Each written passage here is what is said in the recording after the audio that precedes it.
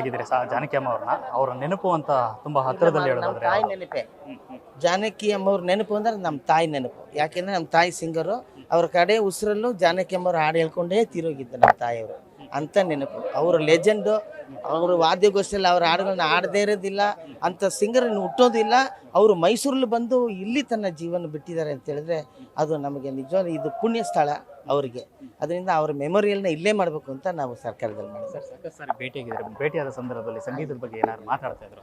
ಇಲ್ಲ, ಸಂಗೀತದ ಬಗ್ಗೆ ಅವ್ರ ಬಗ್ಗೆ ಅವ್ರ ಹತ್ರ ಮಾತಾಡೋಕ್ಕೆ ಆಗಲ್ಲ ನಾವು. ಯಾಕೆಂದ್ರೆ ಅವರು ಲೆಜೆಂಡ್ ಸಂಗೀತದ ಎಲ್ಲ ಥರ ಸಂಗೀತವನ್ನು ಗೊತ್ತಿರೋಂಥವ್ರು.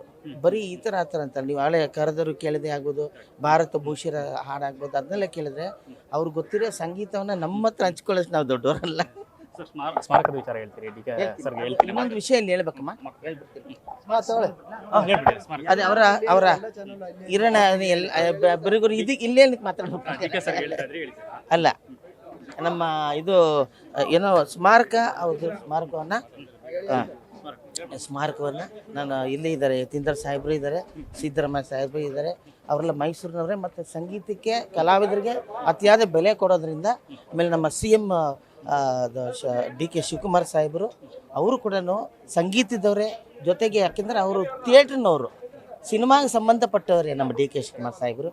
ಅವರಿಗೆ ಹೇಳಿ ಅವರು ಕಲಾವಿದರಿಗಾಗಲಿ ಎಲ್ಲ ಸಂಗೀತಗಾರರಿಗಾಗಲಿ ಕೊಡ್ತಾ ಇದ್ದಂಥ ಬೆಲೆ ಅವ್ರಿಗೆ ಹೇಳಿ ಅವರೇ ಈ ಮೆಮೊರಿನ ಕಟ್ಟೋದನ್ನು ನಾವು ಪ್ಲ್ಯಾನ್ ಮಾಡಿದ್ವಿ.